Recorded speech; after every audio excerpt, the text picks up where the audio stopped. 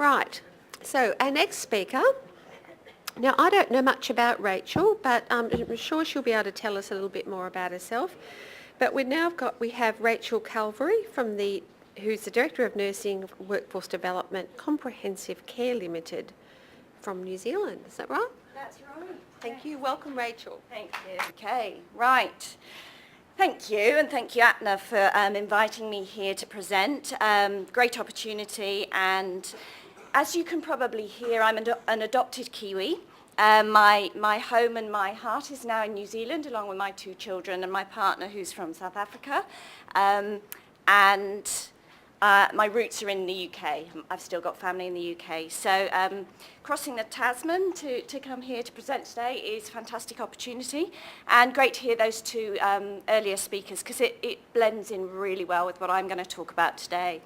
I just wanted to do a quick start-up and just have a show of hands from the room as to who is currently a nurse working either formally or informally in a nursing leadership role. Wow, that's pretty impressive, isn't it?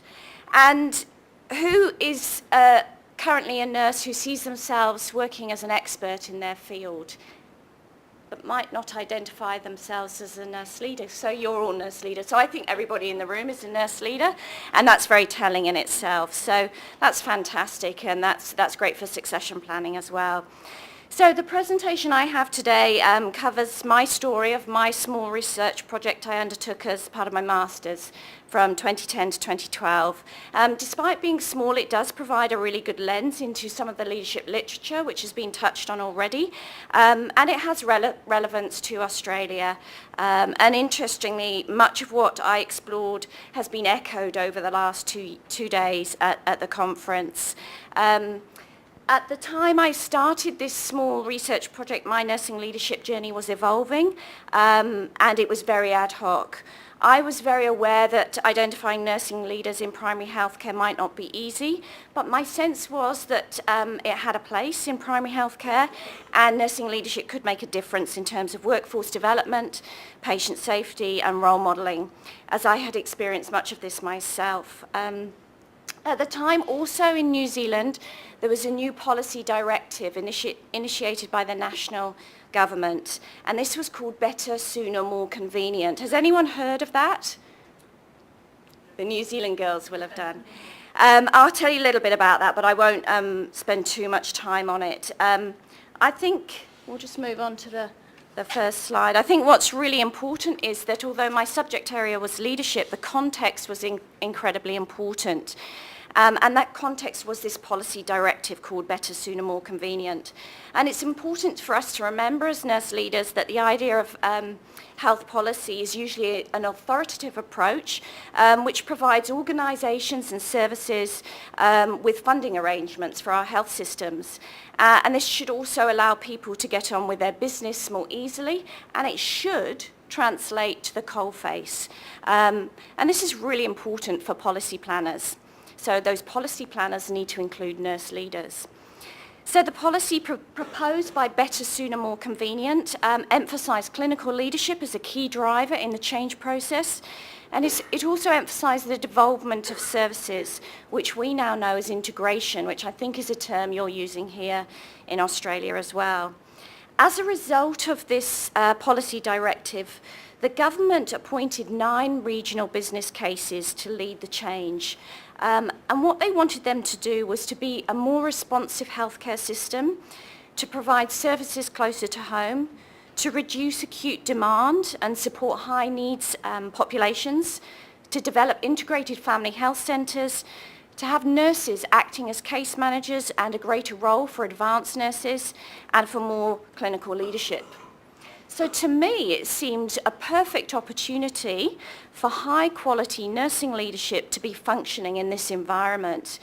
What I wanted to do as part of my research was really to find out if these 9 business cases included nurses, were they factored into the reframing of services, and also to see from the nursing leaders what their contribution was. What were their challenges, what were their opportunities, and how could this inform nursing leadership into the future? So I can't really go into all the literature, but I'm going to touch on it, and Anne did a little bit of that earlier, which was great. Exploring the literature for me was like climbing Mount Everest. It was abundant. There was masses of literature on leadership in health and leadership in nursing. Definitions were multiple. I've put one up here because it covers a fair few things, and I think it's quite comprehensive.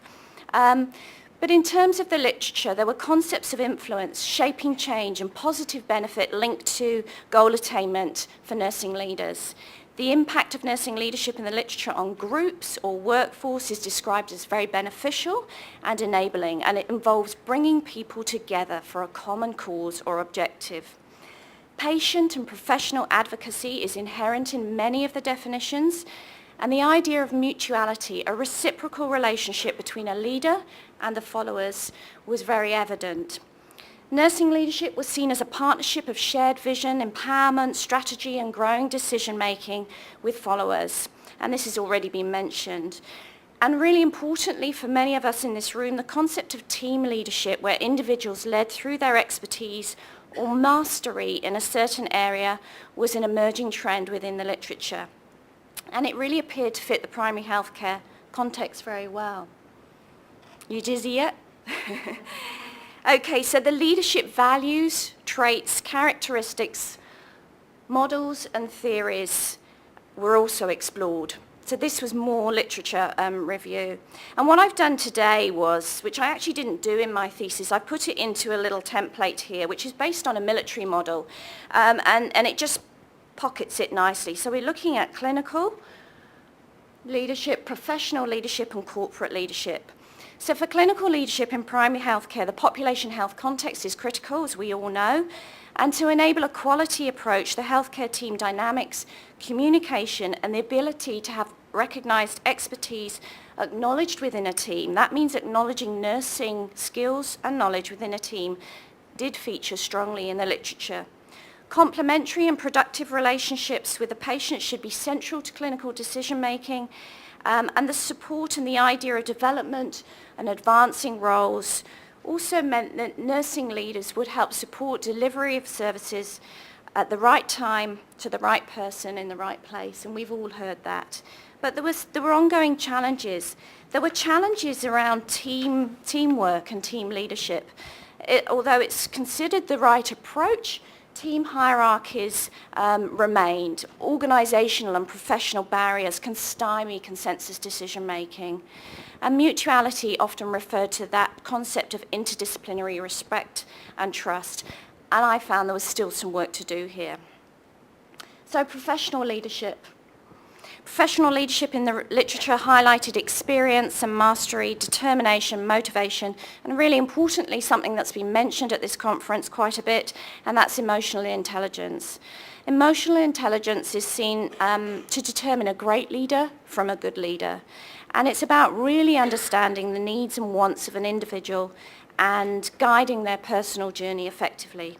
Communication obviously is really important in that aspect, and so is having the ability to have a relational leadership, building good, strong relationships, which Anne also alluded to. So additionally linked to this was the ability of the leader to be a coach or a mentor and to inspire, and we've heard all about that just prior to myself. And importantly around that is the ability for any leader to energize or deflate the dynamic within a room at any one moment in time. Corporate leadership really hinged around that political awareness, clearly identified in the literature as a means to influence and achieving goals.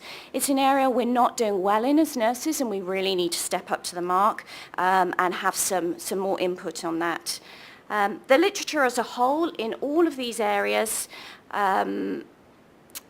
progressed a post-heroic model of leadership. The leader who's post-heroic is adaptable, they cope with change, they work through cooperation, and they're no hero. They're compassionate and passionate, and they have the knowledge to influence. Sadly, they didn't wear a crown or a cape, but they did need to have the headlights on and to pursue as much as they could in the direction of travel that they were following. I'm conscious of time. One other thing I think I just need to mention really importantly about that leadership in the literature is the concept of interdisciplinary working. Now, interdisciplinary working is very different to multidisciplinary working, and I'm not sure if you're aware of this. It's about joint decision-making, so the nurse and the doctor decision-making together, essentially. And there's a leadership consequence as a result of that. So an important example of a leadership consequence is seen when you consider that if one lens alone or one leadership profession alone determines the decision for planned patient care services, and this is the medical lens, then only 50% of the workforce has influenced the potential outcome or change in that service delivery. The resulting consequence of leadership in this fashion is that one party alone may mean that it may not deliver the patient-centred care that we know. Does that make sense to everyone? And that's really important. Okay, rocking on, 9 nurse leaders. I chose a nurse leader from each of the 9 regional business cases. Regrettably, one of those was disestablished. That tells a tale in itself to me. And I interviewed them via telephone interview because they were geographically dispersed throughout the whole of New Zealand. And I used email as well. I did a lot of general inductive approach to looking at my research, and had post-it notes all over my house, and came up with 19 themes, which I finally reduced to 4. And these were the 4 themes that emerged. So infrastructure. This was highlighted as being pivotal to supporting nurses and leadership. It was evident only in pockets in New Zealand, and there was significant regional diversity and varied investment in roles.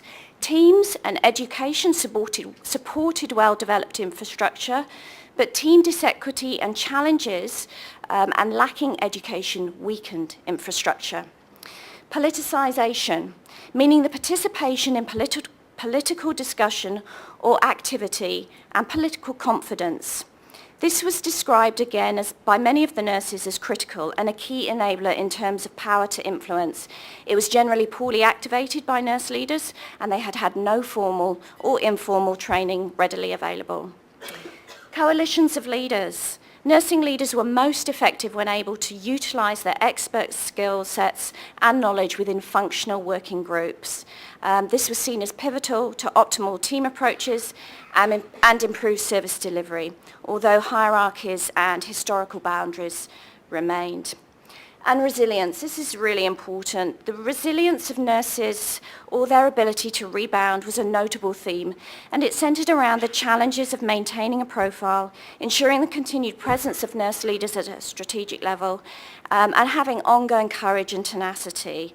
The expression of much after-hours work was quite worrying, and the other concern was the lone journey that many leaders found themselves on, and the continuing tall poppy or eating the young syndrome that persisted, which is really regrettable. So key issues that emerged, the gap between sector leaders, so that's hospital-based nurses and nurses working out in the community, was really significant. Nursing leaders need to work jointly and cross that divide if we're going to get anywhere. Nursing needs to get more political, and we need to understand negotiation strategy and how to influence funding and planning decisions. We need to work together to communicate and support one another better when working in leadership capacity. Leadership education and coaching or supervision or mentorship, as we've heard already, is strongly lacking, and it requires attention. And also primary healthcare infrastructure in New Zealand was quite fragmented. We weren't joining the dots, we weren't working together, and this spanned across all sectors. Couple of slides here for you just to have a look at, a couple of comments from some of the nurses I interviewed. This one is pivotal, I believe.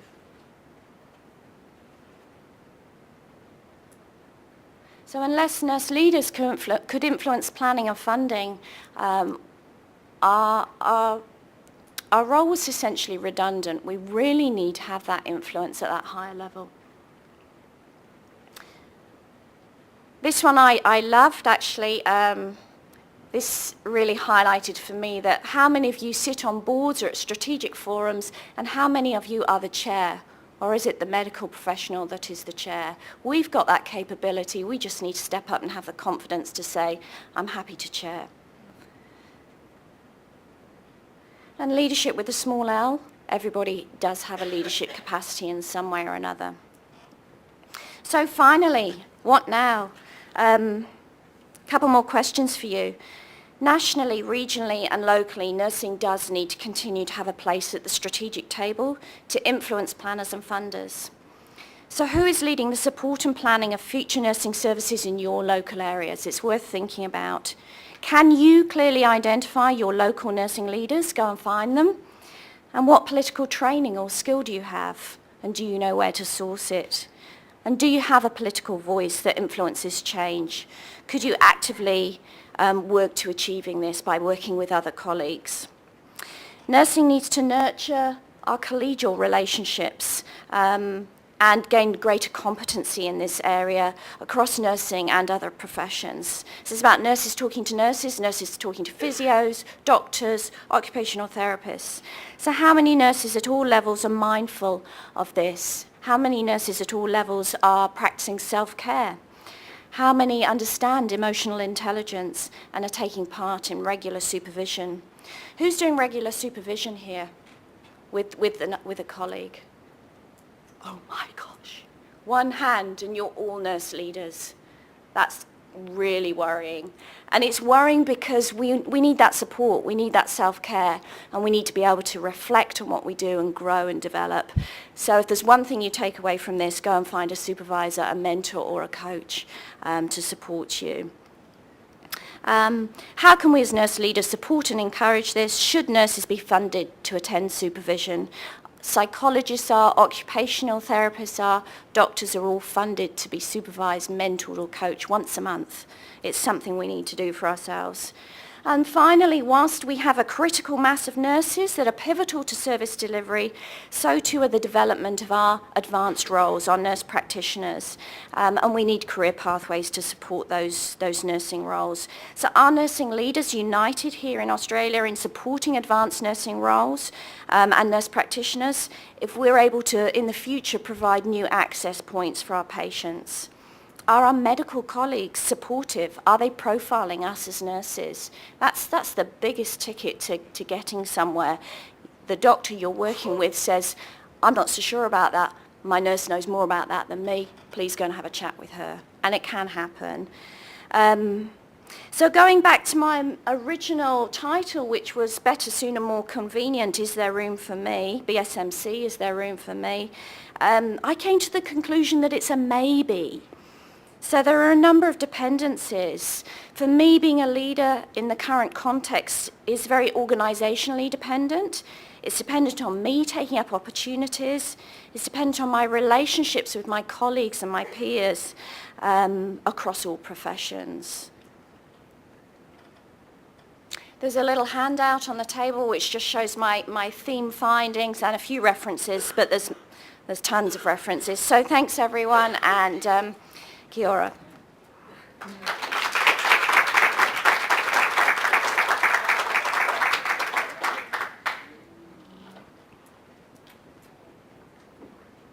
anyone have any questions? Oh, a question here. I might just have to stand up. Hi Rachel, thank you for that. I was just going to ask about one of your references from 1968. Yes. Did you find that still relevant? It is. It is. You must all go away and have a read of that. So that's a reference by Stein. It's called the Doctor-Nurse Game. And a nurse leader who I knew in a past life told me about that and said it was quite relevant. Now what they talk about in that is how nurses within whatever setting they're in will inform medical professionals and give them information around clients or patients to support their decision making. And then the medical professional will take that and make the decision with no acknowledgement of that information that he's gained from that nursing colleague. And the nurse is very happy to let that happen and will just sit by the wayside and carry on. So the idea of just bringing that into my literature review and looking at that as part of my research was really to say let's start questioning what we're doing, how we're behaving in practice, and how we're working with our colleagues, because our profile and our visibility will remain invisible if we do not step up and we do not say, you know, what it is we've informed them of and why we've done that, and we give a rationale. So I would say yes, it's a good question, because it looks like it was 1968, was it? Yeah, it was before I was born, so yeah. So I think it absolutely does have relevance. And I know when you're doing study, it's also look at the references in the last couple of years or 10 years max. But there's the odd one that does have a purpose, yeah. So, thank you.